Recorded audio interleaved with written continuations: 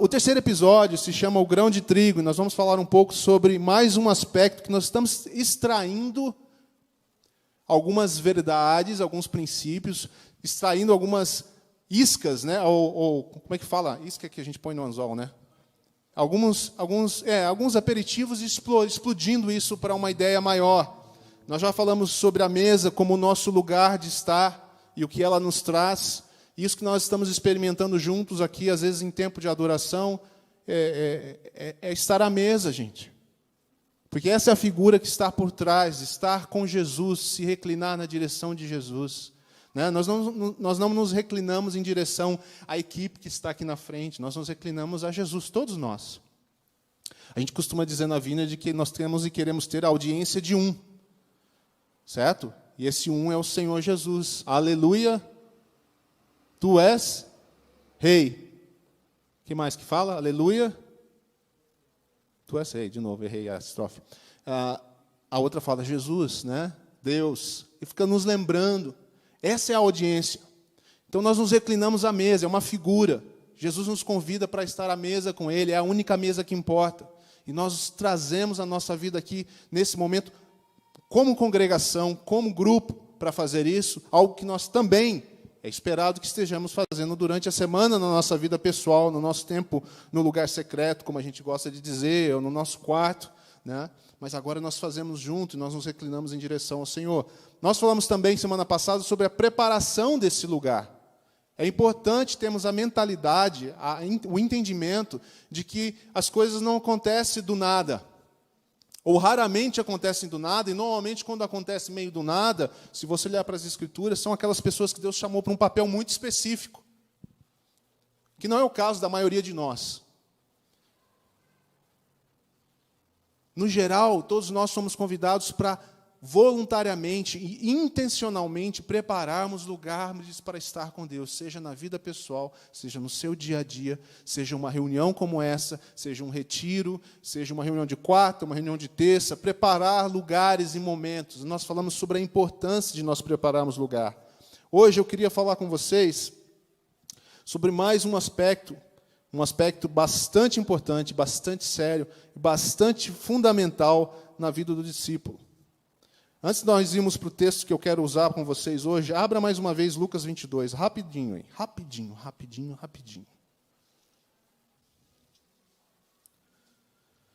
Esse é o nosso texto base da série, né, desse assunto, se não agora, quando, usando a mesa e a ceia do Senhor como exemplo. Hoje, quero ler com vocês rapidamente nesse texto apenas o 14 ao 16, que diz assim: quando chegou a hora...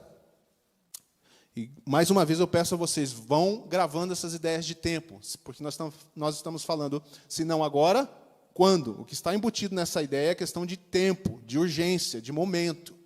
E aí Jesus diz mais uma vez nesse texto, no 14, quando chegou a hora, Jesus sabia a hora onde as coisas deveriam acontecer, Jesus e seus apóstolos reclinaram-se à mesa, já estavam com a ceia preparada, nós passamos dessa fase. E lhes disse: desejei ansiosamente comer esta Páscoa com vocês antes de sofrer. Jesus está convidando os discípulos para esta Páscoa, porque ele sabe que um momento especial está chegando, e ele sabe que esse momento é um momento de sofrimento. Ainda assim, Jesus avança nesses planos, ele permanece obediente ao Senhor, ele não evita, ele não se justifica, ele não faz nada além de se manter no caminho que o Pai preparou para ele. Deixe eu aproveitar esta ceia, eu estava muito ansioso para estar com vocês, porque agora a hora chegou. E eu quero estar com vocês antes de sofrer. Sabe, Jesus sabia que ia sofrer, e ele não tem problema em dizer isso. Não havia em Jesus uma falsa força, uma postura, né?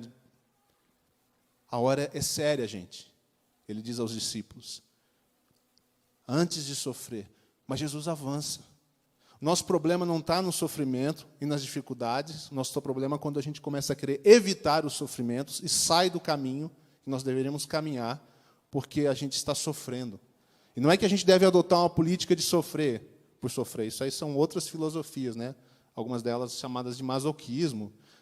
Coisa do tipo. Nós não estamos construindo intencionalmente sofrimento, mas há sofrimento que faz parte da vida cristã. E Jesus experimentou e nos advertiu sobre ele. Que sofrimentos seriam esses? Muitas vezes a gente também confunde. Você já viu aquela ideia, essa é a minha cruz, as pessoas gostam de falar. E na maioria das vezes que eu vejo, essa cruz que as pessoas dizem não é a cruz que Jesus está falando. Elas estão associando as dificuldades normais da vida, que o cristão, não cristão tem também, a ser a cruz dele. É minha sina, minha cruz. Não, irmão, não é. Nós precisamos entender o que significa, de fato, tomar a sua cruz e seguir. Nós vamos falar disso dentro do texto. Mas veja, então, aqui Jesus diz isso, e ele fala, esta é a Páscoa que eu quero participar com vocês antes de sofrer, pois eu lhes digo, não comerei dela novamente, até que se cumpra no reino de Deus. Uma das coisas que eu me lembro claramente da minha juventude, eu tenho compartilhado com vocês algumas dessas coisas, apenas para situar um pouco melhor, né? Até como um exemplo. Eu me lembro que quando eu me converti aos 17 anos, eu comecei a fazer minhas escolhas de forma totalmente diferente.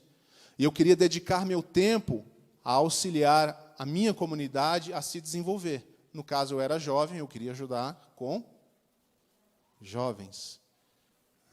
Aí me botaram para cuidar das crianças. Porque tudo tem um começo. Me lembro ainda que eu e a Bia ajudamos a cuidar de criancinhas na faixa dos 6 anos, talvez, na salinha. 20 anos depois nós encontramos essas crianças casadas, é super estranho isso. Porque a gente saiu da nossa cidade, então a gente perdeu a memória, então eu olhava assim, nossa, você está grande e está casada. E você está grávida. Sabe, assim, é um negócio meio chocante. Não que nós estejamos ficando velhos, não é isso. Mas fazer essas coisas, gente, eu também, vocês sabem, sou envolvido com a música desde os 17 anos. Comecei a ajudar na equipe de música da igreja, liderar os jovens na música, servir ao domingo com um grupo, eu era um dos mais novos, então eu obedecia aos mais velhos ali, ficava com eles. Mas para fazer essas coisas, era importante, foi necessário que eu abandonasse outras. O servir a Cristo tem um custo. O discipulado tem um custo. Significa que eu, sendo metido a atleta, tive que abandonar o futebol, muitas vezes. Você sabe quanto que dói abandonar o futebol? Vocês não têm noção. Você não joga bola, você não tem noção quanto dói abandonar o futebol. Sabe por quê? Porque a galera jogava, vamos dizer, no sábado à tarde. E, por uma coincidência, eu não sei se era tratamento de Deus ou se era coincidência, mas, os ensaios caíam sempre no sábado à tarde. Não era outro dia. Eu tinha que escolher. Eu escolhi servir com isso, o que eu vou fazer? Eu vou ter que perder o futebol. Vou jogar quando for possível. Quando eu não estiver na escala, quando tiver ensaio. Mas como eu queria ajudar muito, eu estava sempre no ensaio. Se não tinha ensaio de uma banda A, tinha um ensaio da banda B. E era assim. Mas eu estava feliz. E eu não via isso como uma perda. Há uma diferença entre você ver um custo e uma dificuldade e você estar triste com isso. Diferença é você ver isso, saber o custo e estar alegre, porque o outro benefício é maior. Porque o seu compromisso e aquilo que você quer alcançar em Deus e a forma como você quer servir são mais importantes naquele momento para você do que o seu próprio prazer e a sua própria satisfação. E isso aconteceu com várias coisas. Muitas vezes sair com amigos. Galera da igreja, vamos comer um hambúrguer. Vamos comer um cachorrão prensado. Tem prensado em Curitiba? Aqui na minha época, de outra cidade, era prensado. Vamos comer um prensado? Eu falei, rapaz, não vou poder, que eu estou numa reunião agora aqui para planejar a reunião de jovens sábado. Ou para planejar o acampamento. Posso encontrar vocês depois? Era assim. Tem um custo. E eu estou citando exemplos muito simples, mas se você for descendo isso profundamente para a sua vida, bem no pessoal, você nem precisa dessas tarefas em grupo para elas se tornarem um custo para você. Na sua própria vida pessoal, você tem isso. Coisas na sua casa, coisas só suas, que você precisa abandonar. Especialmente se você quer servir ao Senhor, se você quer amá-lo profundamente, mais profundamente. Jesus sempre disse que amar é um verbo. Amar não é simplesmente cantar que o ama. Amarei. É amar em ação. E significa que você faz coisas que demonstram o seu amor. E essas coisas podem exigir que você abandone práticas muito pessoais suas. Talvez você precisa reduzir um pouco a leitura que você faz, às vezes a televisão que você vê, né? Hoje em dia a gente não fala nem televisão mais, né? A televisão é um mero aparelho. O canal lá, o streaming que você assiste, os jogos que você joga, e dói às vezes, ou não? Porque às vezes você acha que você já está com o suficiente, tipo, eu já dedico um certo tempo para o Senhor, mas às vezes se você quer avançar, é preciso mais tempo, é preciso abandonar mais coisas. É muito fácil dizer que o Senhor é tudo para mim, mas Ele, na verdade, é só uma parte do meu tempo na minha semana, na prática.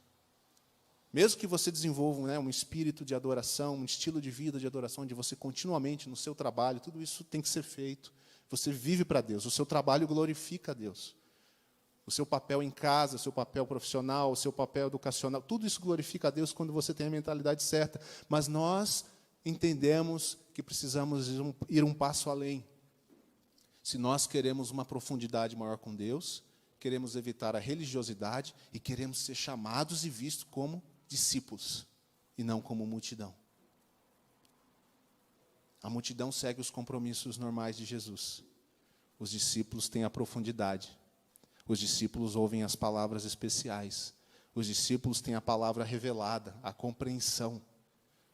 Os discípulos participam do que Jesus está construindo e do que Ele está fazendo e do reino que Ele está expandindo. A multidão, ela é mero espectador. E nós queremos um coração de discípulo.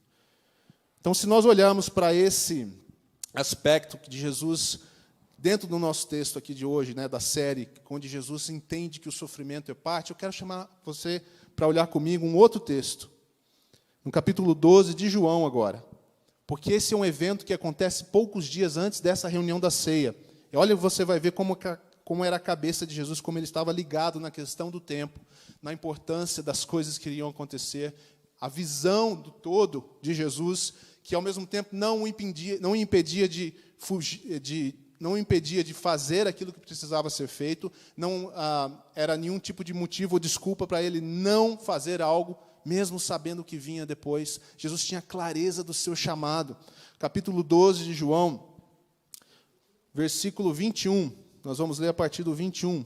Diz assim: eles se aproximaram de Filipe. Tinha várias pessoas ali para a época da Páscoa que vinham de longe. E essas pessoas se aproximaram de Filipe. Eles eram gregos, que era de Betsaida de Galiléia, com um pedido: Senhor, queremos ver Jesus. Filipe foi dizê-lo a André, e os dois juntos disseram a Jesus. Então, Filipe vai lá, junto com André, se aproxima de Jesus e fala: Jesus, tem uns caras aí que querem te ver. E Jesus diz, então, no versículo 23, Jesus respondeu: chegou a hora, tempo. Se não agora, quando? Tudo tem um tempo no calendário do nosso Deus.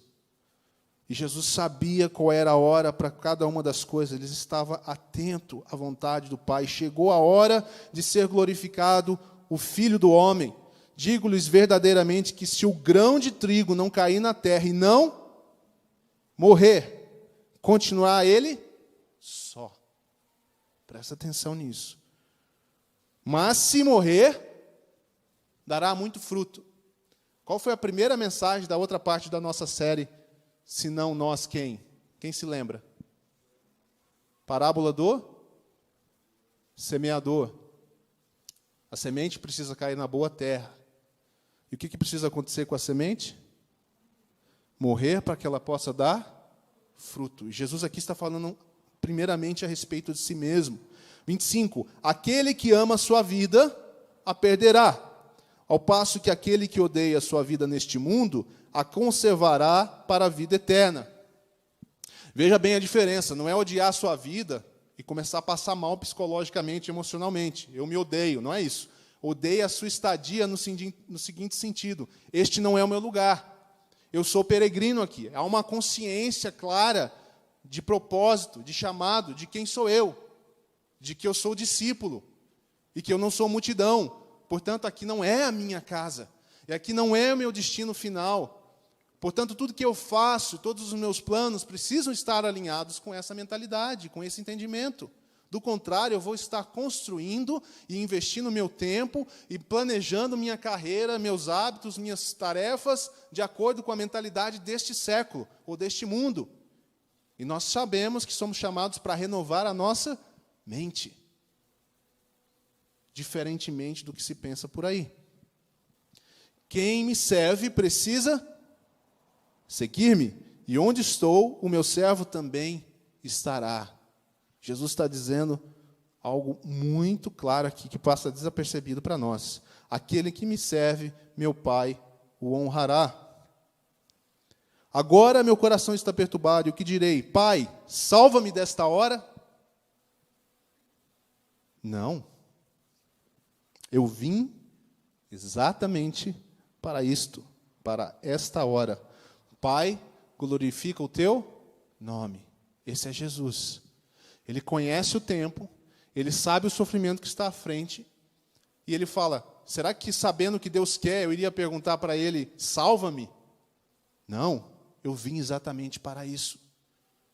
Eu sei o meu propósito, eu sei o que Deus espera de mim, como discípulo. E eu vou em frente, custe o que? Custar. Qual é o custo? A morte, a sua vida. Aqui chega o momento onde Jesus está sendo, agora ele está entendendo, agora é o momento onde o Filho será glorificado. Glorificado tem muito um aspecto de ser apresentado, de se tornar a coisa de maior relevância. A glória é a própria presença do Senhor. Glória não é simplesmente algo que acontece, um movimento, uma névoa, uma impressão. É a própria presença do Senhor. O Filho é a glória do Pai. Pai, glorifica o teu nome, é tudo sobre você. Se você perceber mais uma analogia simples aqui, você pode ver que Jesus usa o grão de trigo.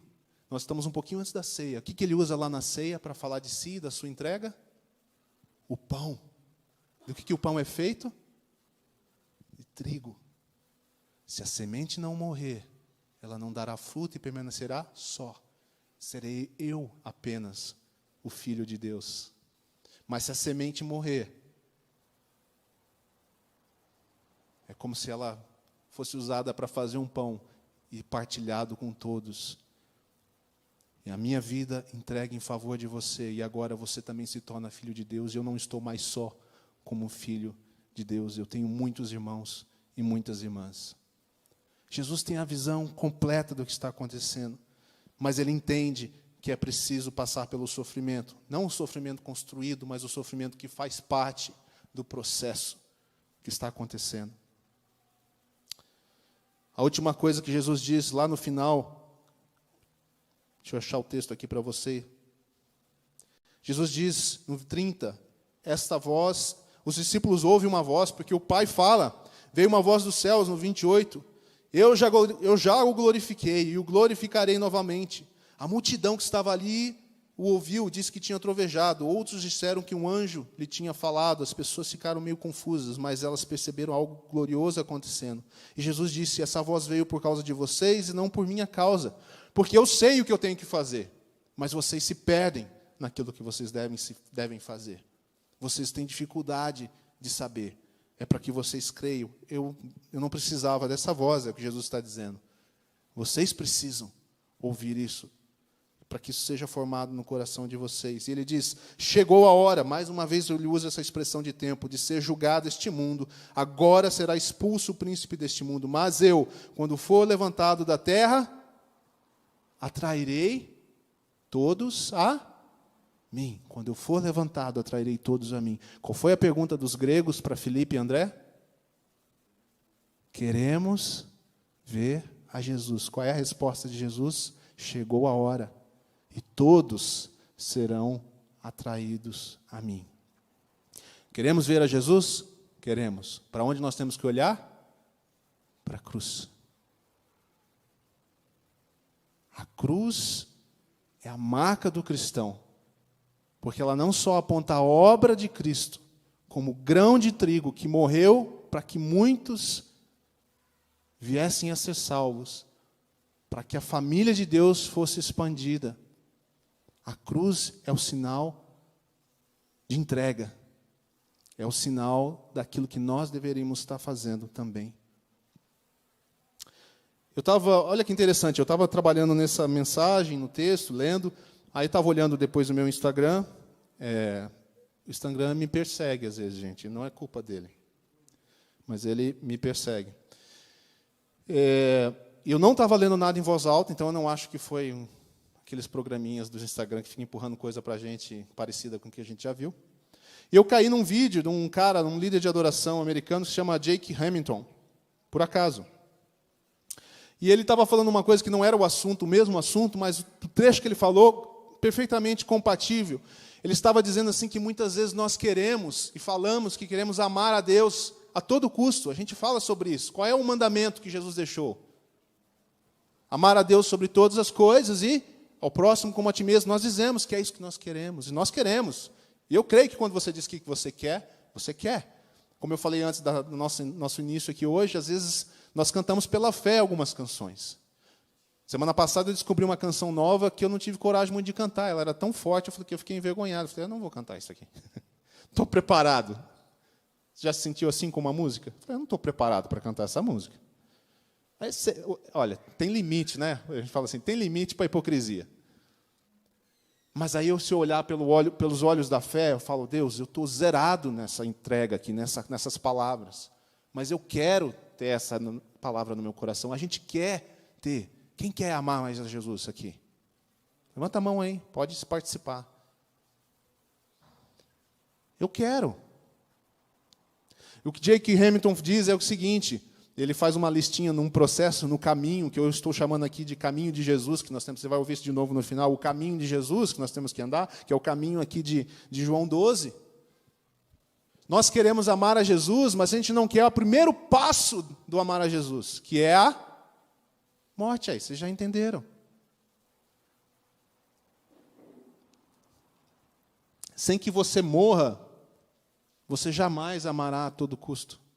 Porque a morte é o primeiro passo para essa caminhada. A morte para si mesmo. Tem base bíblica isso, gente? Eu estou inventando. Tem, né? A gente gosta de esquecer, né? Isso que o Jake Hamilton diz. A gente foge desse primeiro passo e quer chegar logo no outro. E muitas vezes é isso que faz da igreja uma coisa meio superficial, porque tem muita aparência de amor a Deus, mas tem pouca morte do eu. Tem muito ego, tem muita vontade, e tem muito ai de mim, ou eu quero isso, e tem pouca morte, no sentido bíblico, do grão que morre para gerar vida. Jesus foi obediente até a morte, diz Filipenses 2. Deixou sua glória, é como se comparado a nós, deixou o seu eu, né? Deixou a si mesmo, naquilo que ele era, abriu mão de sua glória. E ele veio como servo. E ele veio e foi obediente até a morte. Ele diz, irmãos, essa ceia é tão maravilhosa, mas tanto que eu queria estar com vocês hoje, era muito importante estar com vocês hoje, antes de sofrer. Ele sabe o caminho. Jesus sabe o caminho. Então, a pergunta para mim que veio foi de onde que a gente tirou essa ideia de que a gente pode alcançar algo verdadeiro sem entrega verdadeira.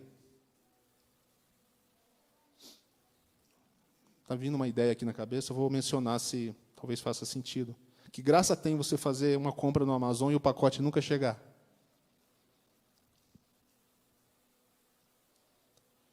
É legal, né, quando chega, né? Toco lá o interfone. Eita, que maravilha. Não precisa nem sair de casa.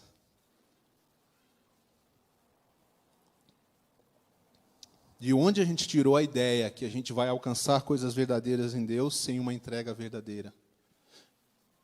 Meu irmão, minha irmã, não é entrega verdadeira, não é você estar pronto. Não é a sua qualidade, é o seu coração, é a sua disposição, é você dizer, eu quero. Eu vou pagar o preço. O que será que o Senhor quer? E quando Ele falar, você faz. Porque Deus indicou a Jesus, Deus mostrou a Jesus, conforme, né, João 5,19, eu faço o que eu vejo o Pai fazendo, e Jesus viu o Pai se entregando, vamos dizer assim, para nos resgatar, e Jesus falou, é isso, Pai? É, então é isso que eu faço. Então a disposição de servir vem primeiro, ouvir a voz de Deus vem em segundo, e aí eu preciso juntar as duas coisas e fazer isso. Quando foi que nós passamos a acreditar que o caminho de Jesus para nós não exigiria de nós tudo? Como nós esperamos encontrar Deus quando não conseguimos nos livrar de amar a nós mesmos mais que tudo? Nós amamos muito a nós mesmos, cada um de nós. Esse texto me diz 3 coisas básicas aqui para a gente resumir isso, talvez. Primeira coisa, nós precisamos, vamos colocar aí figurativamente, morrer como Jesus. Se entregar. Ele se entregou por nós, agora nós nos entregamos por Ele. É uma resposta. Morrer para si mesmo, para viver para Deus. O apóstolo Paulo foi muito, muito bom em nos mostrar esse caminho. Morrer para si mesmo e viver para Deus.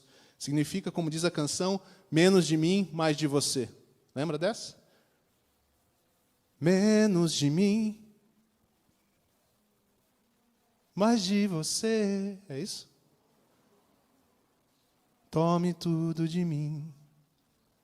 Eu mandei para vocês, não fizeram a lição de casa, tá vendo? Descobri agora. Tome o seu lugar. Essa música é muito boa. Não vou cantar, senão vou ter um problema aqui. Nascer de novo, gente, é a figura que nós estamos falando. Morrer e nascer de novo. Foi a mensagem para Nicodemos. Você quer mesmo me conhecer? Você quer usar todo esse conhecimento que você tem para dar o next step, né? Para chegar no próximo lugar? Você precisa nascer de novo, Nicodemos.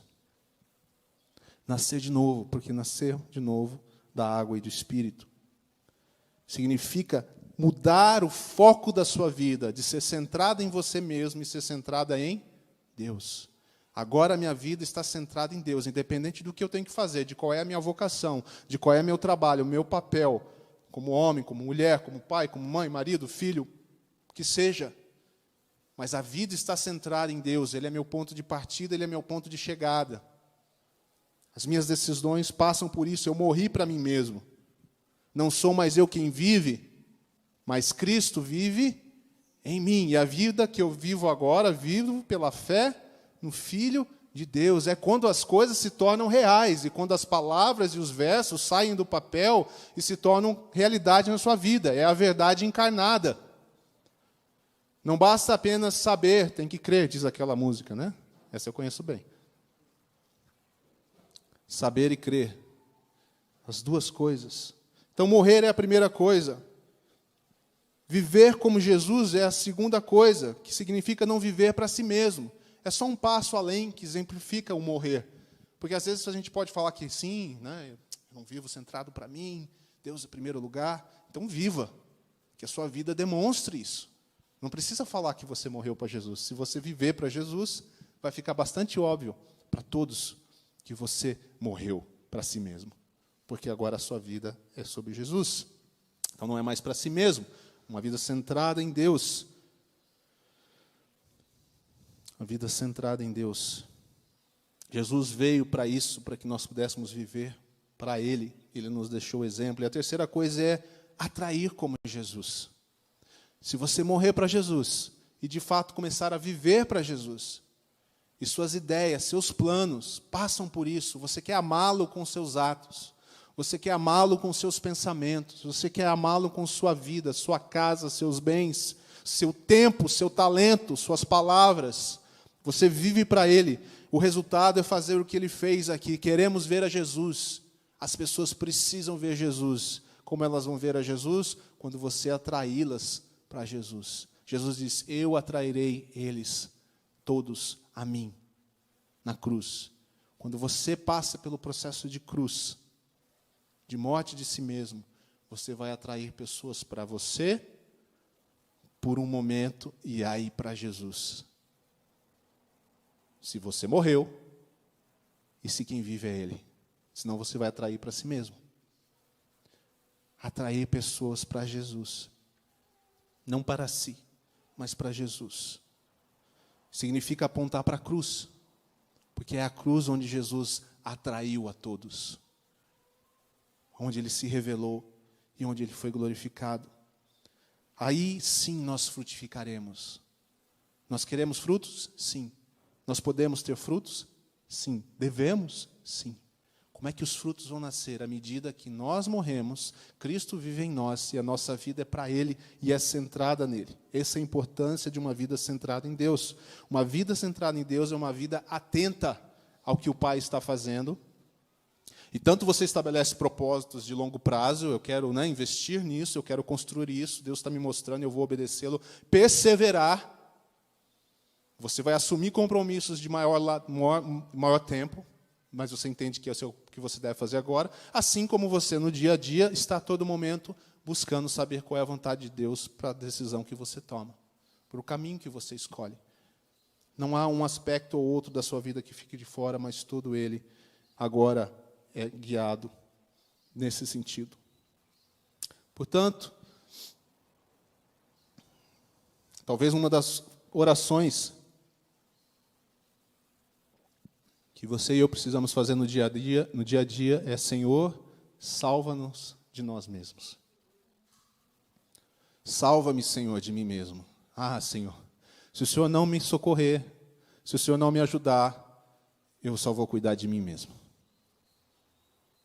Vou cuidar daquilo que me interessa, daquilo que me agrada, daquilo que me acalma, daquilo que me dá segurança. E eu não vou olhar para aquilo que o Senhor está fazendo. E eu não vou cooperar com o Senhor, porque eu sou mais importante do que o Senhor. Nossos atos dizem isso, muitas vezes. Eu sou mais importante do que o Senhor. Se não agora, quando? Porque é uma questão de tempo. Até quando nós vamos ficar evitando o sofrimento que talvez possa nos trazer? E aí é aqui que eu chego à questão da cruz, né? Lucas 9, 23, eu falo Lucas, o Lucas ali já pensa que eu estou falando com ele. Deve ser estranho, né, quem tem nome bíblico. Aí você fala, a pessoa já olha achando que é com ela. Lucas 9, 23, o que diz em Lucas 9, 23? Se você acha que Jesus... Eu sei que você não pensa assim, mas se por um segundo você fala, tá bom, mas esse texto aí é sobre Jesus, ele estava falando que ele é o grão de trigo, não é? Verdade, Jesus está falando isso. Mas aquele texto ele diz que aquele que me ama, me segue. Não foi isso que ele falou? Lá, naquele momento? Ele fala de si, já fala, aquele que me ama, que quer estar comigo, me segue. Ele está onde eu estou. Isso significa que nós, como discípulos, quando nós morremos, nós estamos nas coisas que Jesus está. Quantas vezes nós estamos nas coisas que Jesus não está? 9:23 diz: se alguém quiser acompanhar-me... Está com medo de ler, né? Vamos ler junto? Jesus dizia a todos: se alguém quiser acompanhar-me, negue-se a si mesmo, tome diariamente a sua cruz e siga-me. E aí ele fala a mesma coisa que ele fala de si mesmo, ou no texto quando ele fala de si mesmo: pois quem quiser salvar a sua vida, a perderá, mas quem perder a sua vida por minha causa, este a salvará. Para viver é preciso morrer. Para se salvar é preciso morrer e renascer em Cristo. Esse é o chamado do seu primeiro comprometimento com o Senhor. Quando eu falei do meu caso aos 17 anos, ou você quando conheceu a Jesus. Mas assim como as promessas, às vezes no casamento, a gente esquece dos votos do casamento, né? Às vezes acontece lá depois de uns anos. E às vezes, talvez com Jesus, a gente faça similar. A paixão dos primeiros dias de conversão passe, a gente entra na rotina da vida e a gente esquece que a gente se comprometeu com Ele a preço de morte. O batismo simboliza a morte da sua vida e a esperança da ressurreição em Cristo. Isso é muito claro para mim do meu batismo. Eu, inclusive, falei isso ali silenciosamente: Senhor, hoje eu morro para mim e quero ressurgir para servir o Senhor. Essa foi a minha palavra, o meu compromisso. Eu não sei o seu, mas o meu foi esse. Talvez só eu estou enrolado, mas porque eu falei isso. Mas a palavra diz que esse é o momento. Então, eu acredito que você foi orientado para isso. E se não, meu irmão, hoje é um dia para você mudar isso. Se não foi essa palavra que você ouviu na sua conversão, essa é a palavra de Jesus. E aqui não diz mensalmente, anualmente, ou em épocas especiais e datas festivas. Diz diariamente, tome a sua cruz. A sua cruz é negar a si mesmo. A sua cruz não tem a ver com as dificuldades da sua vida. Esses são outros problemas, são outras aflições. A maioria dos textos que falam de dificuldades para os discípulos nos evangelhos, a maioria, não todos, mas a grande maioria tem a ver com a vida de acordo com o evangelho. Não tem a ver com os problemas dessa vida, não tem a ver com doença, falta de dinheiro, problemas relacionais, não tem a ver com isso. Os irmãos sofriam para viver o evangelho, para ser como Jesus, para morrer para si mesmo. É claro que Deus está com você em todas as demais coisas, que Ele te ajuda, Ele te abençoa com sabedoria, que você pode contar com Ele. A gente cantou aqui, Tu és o meu socorro, a minha fortaleza, Deus é tudo isso. Mas entenda, a primeira razão do negue-se a si mesmo e tome a sua cruz é a vida conforme o Evangelho, que é uma vida de fé, crendo nas palavras do Senhor mais do que na sua própria palavra ou na palavra de um outro ser humano que chegue até você. Essa é a nossa luta, a nossa dificuldade, mas é também a nossa vida. Nós encontramos vida, o Evangelho se torna real quanto mais nós aprendemos a negar a nós mesmos. E temos que entender a importância de fazer isso. E a importância de deixar Deus em Cristo fluir através da nossa vida. Senão agora quando? Discípulos são aqueles que aprenderam o caminho de Jesus. Esse caminho que Jesus demonstrou, esse caminho que Ele nos convida a seguir. A multidão não quer saber de morrer, gente. A multidão não quer saber de compromisso, de problemas, vamos colocar assim. A multidão quer só o entretenimento, quer só o sentimento, a emoção do momento. A multidão está preocupada mais em ser servida do que servir. Para estar perto de Jesus, e não somente perto, como nós temos falado, é preciso morrer para si mesmo. Esse é o caminho. Quando Jesus chama os discípulos, e talvez isso seja uma figura mais forte do que hoje nós precisamos fazer, vamos dizer, de forma literal, mas lembre-se, todos os discípulos de fato deixaram suas vidas. Aquele que pescava não pescou mais. Aquele que coletava impostos não coletou mais impostos. E eles começaram a andar com Jesus, e estar com Jesus na caminhada, nos lugares distantes, sem ter onde dormir direito, talvez às vezes preocupados se ia ter o que comer. Nós não somos chamados, muitos de nós, a maioria de nós, não vai ser chamada para esse tipo de abnegação, né? Nós vamos continuar na nossa vida normal, mas a nossa morte do nosso eu, negar a si mesmo, isso é do dia a dia de cada um, aonde você está. Aonde você está. O grão de trigo precisa morrer para que frutifique e dele se faça um pão e o pão seja partilhado.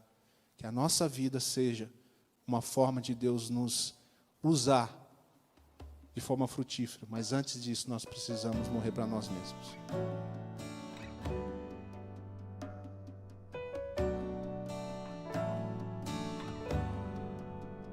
Quando encontro